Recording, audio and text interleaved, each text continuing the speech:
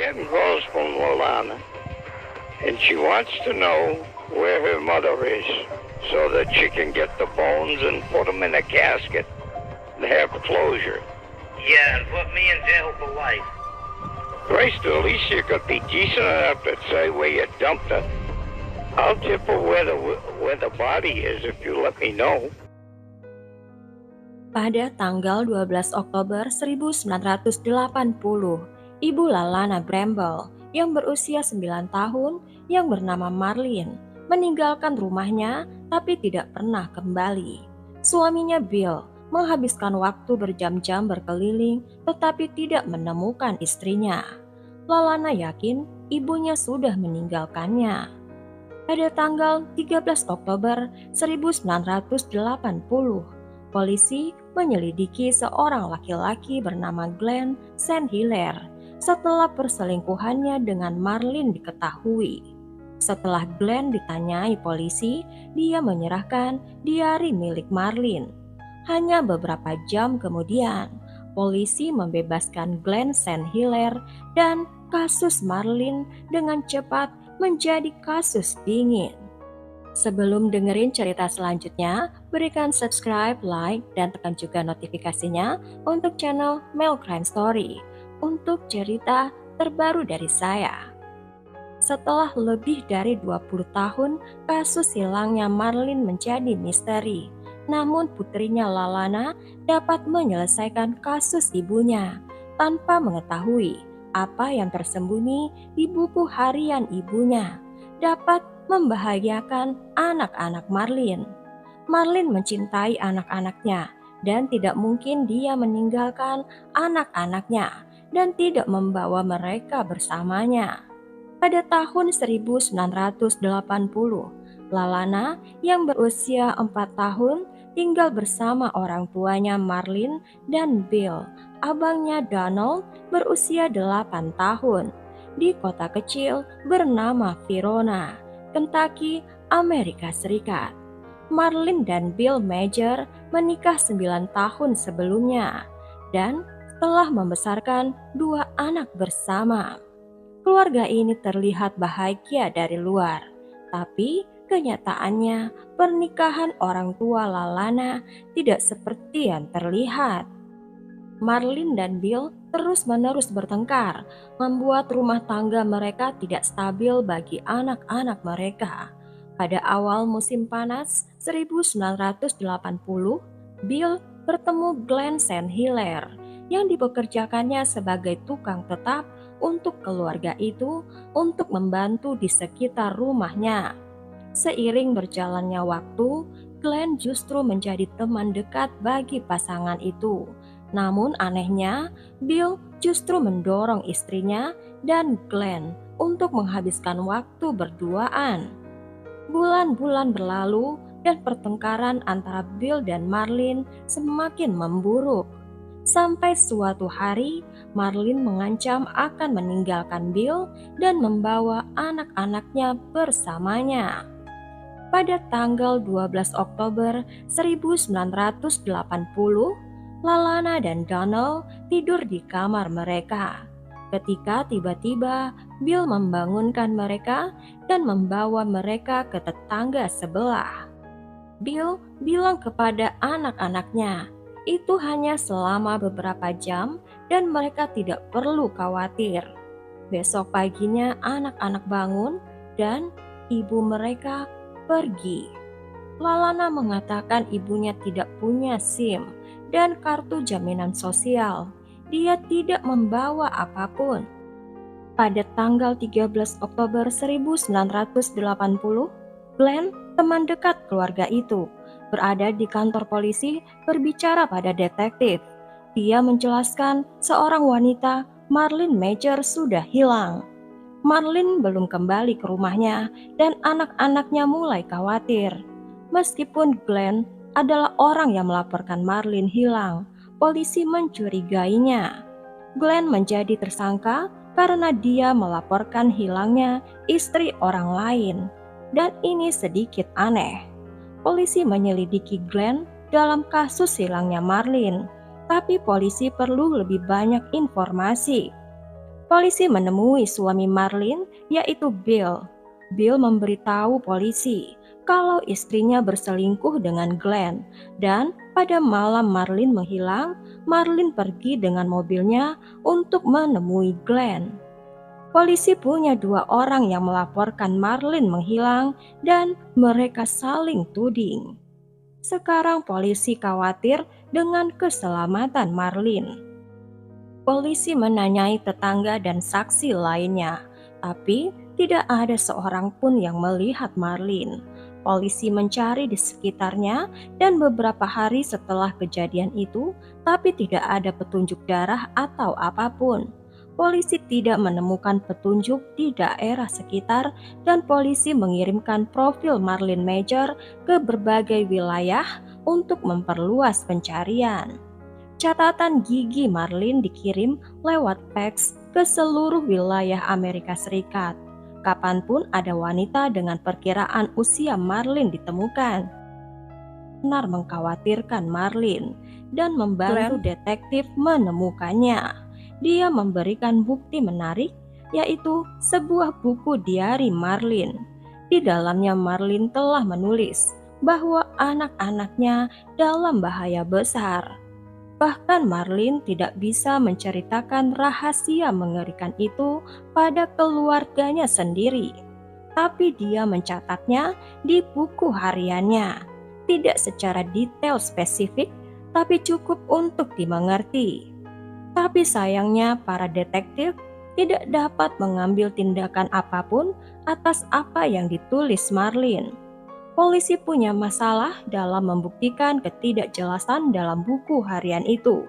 Walaupun diari itu bersifat memaksa, tapi tidak bisa digunakan untuk menghukum seseorang karena diari dianggap hanya sebagai desas-desus di pengadilan. Tanpa sepengetahuan polisi, diari itu akan sangat penting dalam memecahkan kasus ini.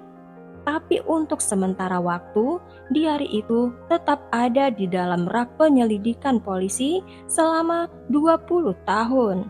Tidak terlihat oleh 2 anak-anak Marlene sampai Lalana menjadi dewasa.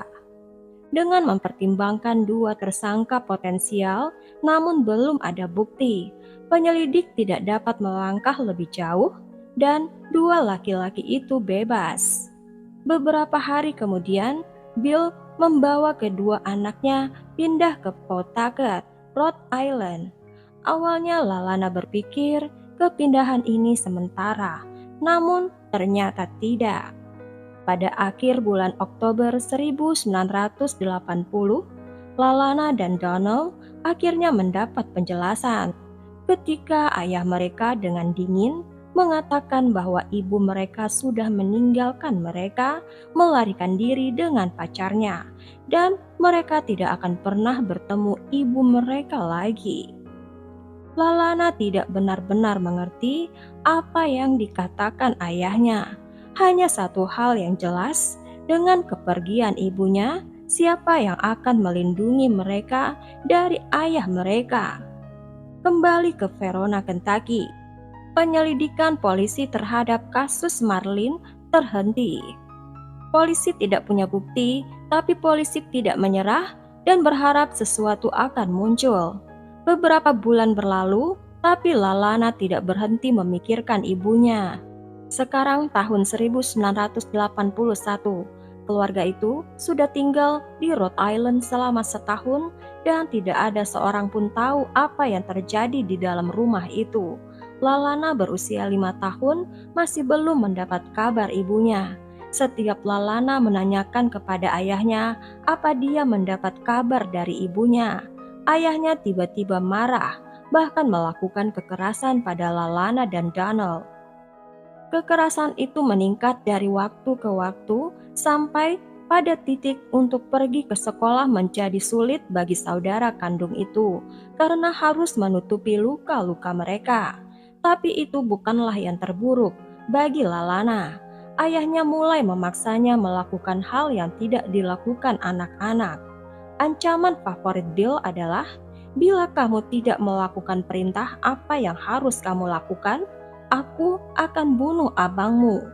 Kacau banget ayah ini.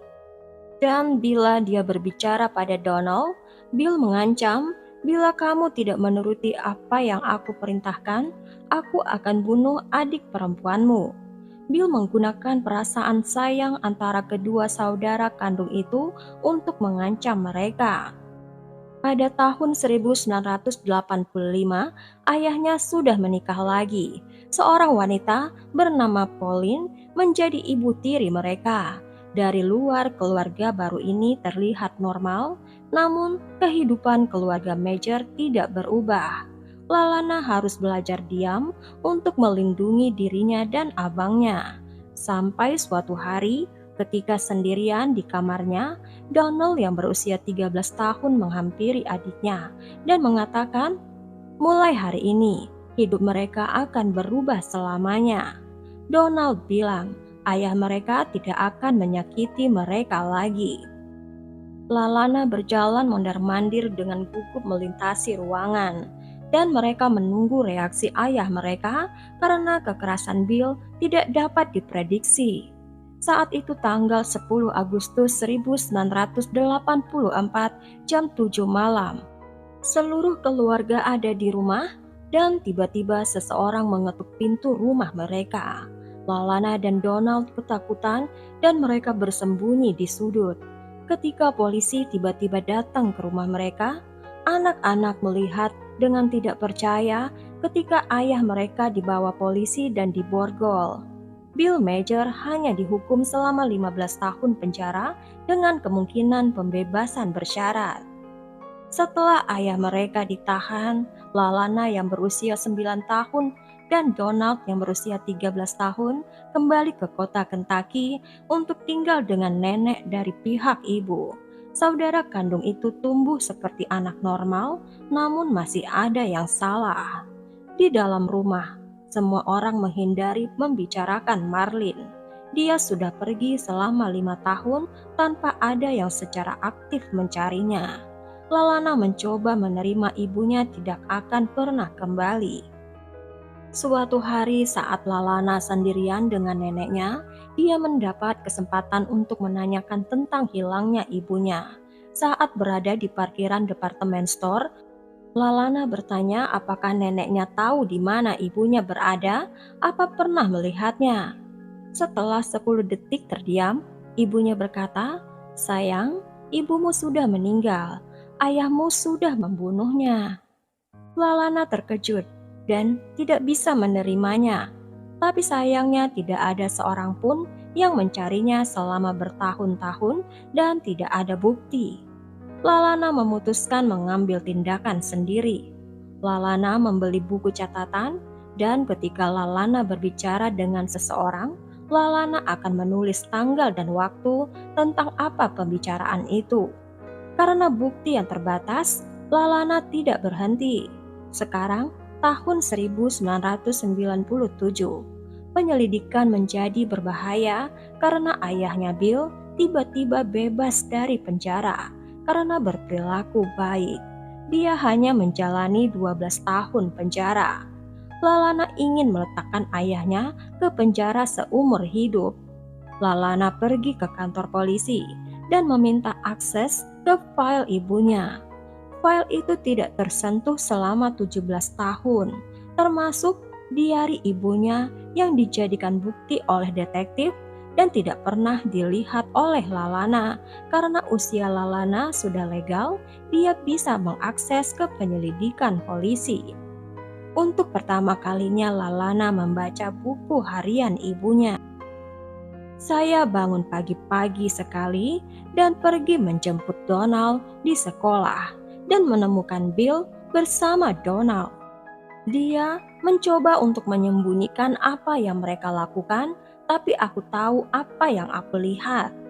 Saya mengatakan untuk tidak menyentuh saya lagi, dan jika dia menyentuh Donald, saya akan membunuhnya." Bill dihukum 15 tahun karena kejahatan yang dia lakukan untuk putranya Donald, karena ini jelas disebut dalam diari itu. Tidak lama kemudian Marlene hilang. Lalana benar-benar syok. Sepanjang hidupnya Lalana percaya ibunya melarikan diri. Sekarang Lalana tahu Ibunya tahu perilaku pelecehan ayahnya dan siap memperjuangkan keselamatan anak-anaknya. Lalana mendapatkan informasi yang mengganggu lainnya dalam file itu. Pada tahun 1981, setahun setelah ibunya menghilang, seorang pria menemukan tengkorak di sebuah peternakan Boone County di Kentucky sekitar 1,6 kilometer dari rumah keluarga Major yang lama. Pada saat penemuan itu tahun 1981, ilmu pengetahuan belum cukup maju untuk menguji DNA tulang itu. Untuk mengidentifikasikan jenazah, mereka butuh susunan gigi pada tengkorak yang akan dibandingkan dengan catatan gigi jasad itu selama hidupnya. Namun sayangnya hal itu tidak mungkin dilakukan karena penjahat itu sudah memanipulasi kepalanya dengan mencabut gigi-giginya dan mencabut rahang bawahnya. Mengingatkan pada film horor di TV. Tidak ada wajah, tidak ada rahang, hanya bagian atas tengkorak itu yang ada lubang pelurunya. Lalana memutuskan kembali ke kota Boone County dan mencari sendiri. Jika Lalana bisa menemukan sisa dari jenazah itu, identifikasi dapat dilakukan dan dapat mengetahui apa yang sebenarnya terjadi pada ibunya. Walaupun Lalana sudah bekerja keras, dia tidak bisa menemukan apapun. Lalana lelah dan menghentikan usahanya. Lalana menerima kabar tentang teknologi laboratorium. Mereka hanya butuh sampel kecil dari tengkorak untuk membuat profil DNA. Setelah hasil forensik keluar, dibuktikan oleh DNA bahwa tengkorak itu memang milik Marlene. Kasus hilangnya Marlene berubah menjadi kasus pembunuhan. Lalana menjadi patah hati dengan berita tersebut, namun usahanya belum berakhir. Lalana sadar kalau pilihan terakhirnya adalah untuk menghadapi ayahnya dan mencoba untuk mendapatkan pengakuan darinya. Lalana menelpon ayahnya dan bertanya tentang ibunya. Lalana bertekad mendapatkan pengakuan penuh ayahnya. Satu-satunya cara untuk membuktikan dia bersalah. Usaha Lalana untuk mengungkap pembunuh ibunya menginspirasi seorang detektif baru bernama Todd Kenner untuk menangani kasus dingin ini. Detektif Todd mempunyai ide. Dia meminta Jim Major, yaitu ayah dari Bill, untuk menelpon putranya dan meminta polisi merekam pembicaraan tersebut dalam usaha mendapatkan pengakuannya. Pulled off the perfect crime, haven't you? No, I wouldn't call it perfect. Because if a crime was perfect, nobody would ever know about it. Dengan DNA yang cocok, dengan tengkorak, dan dengan percakapan telepon yang memberatkan, cukup untuk polisi menangkap Bill Major untuk pembunuhan Marlene pada tahun 1980. Pada tanggal 25 Juni 2001 di Fairhaven, Massachusetts, Bill ditangkap di rumahnya. Dalam perjalanan kembali ke Boone County di belakang mobil polisi, Bill terus terang mengaku tentang apa yang sebenarnya terjadi 21 tahun yang lalu. Saat itu larut malam, pada tanggal 12 Oktober 1980, Marlene dan Bill bertengkar di ruang bawah tanah. Percakapan berakhir ketika Marlene mengancam akan meninggalkan Bill dan membawa anak-anaknya. Marlene meninggalkan rumah dan masuk ke dalam mobilnya. Dan Bill mengikutinya dan melukai Marlene di kepalanya dengan senpi dan memisahkan kepala dari tubuh Marlene, mencabut gigi-giginya dengan gagang senpi, dan Bill melepaskan rahang bawahnya. Serem banget, seperti bukan manusia dia. Mungkin kalian masih heran bila Bill sekejam itu. Pada tahun 1980, salah satu cara untuk mengidentifikasikan jenazah selain dengan sidik jari, yaitu dengan catatan gigi yang dilakukan korban semasa hidupnya di dokter gigi. Dulu cara ini sangat akurat untuk mengidentifikasikan jenazah selain menggunakan sidik jari. tapi sekarang sudah lebih maju menggunakan tes DNA. Apakah catatan gigi masih digunakan untuk identifikasi jenazah saat ini ya? Kemudian Bill memutilasi jasad istrinya menjadi bagian kecil dan menyebarkannya ke seluruh negara bagian. Bill mengklaim dia sudah membuang senpi itu di kolam dan meninggalkan tengkorak istrinya di lubang wastafel. Bahkan Bill mendorong mobil Marlene ke sungai Ohio. Detektif mengira TKP-nya adalah dalam mobil, sehingga tubuh dan bukti kejahatan tetap berada di kendaraan itu. Sehingga ketika Bill membuang mobilnya, pada dasarnya Bill menyingkirkan tempat kejadian perkara. Beberapa hari kemudian, dengan melakukan pencarian intensif, polisi tidak dapat menemukan senjata, mobil, atau jasad Marlene. Namun jaksa punya cukup bukti termasuk DNA positif dan pengakuan Bill pada ayahnya yang berhasil mendakwa pembunuh. Pada tanggal 28 Juli 2003, sidang Bill Major dimulai untuk pembunuhan Marlene dan merusak bukti fisik. Glenn St. Hilaire, tukang keluarga dan kekasih Marlene, mengambil sikap dan menggambarkan bagaimana Bill mendorong dia dan Marlene untuk berduaan dan mendorong Glenn untuk memiliki hubungan romantis dengan Marlene. Donald dan Lalana ada di persidangan dan bersaksi tentang penganiayaan yang mereka terima saat mereka tumbuh. Juri menyatakan bahwa Bill Major bersalah.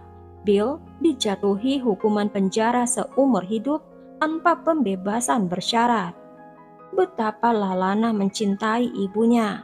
Dia sudah lama berusaha keras untuk mendapatkan penyelesaian kasus ibunya dan membawa ayahnya untuk diadili.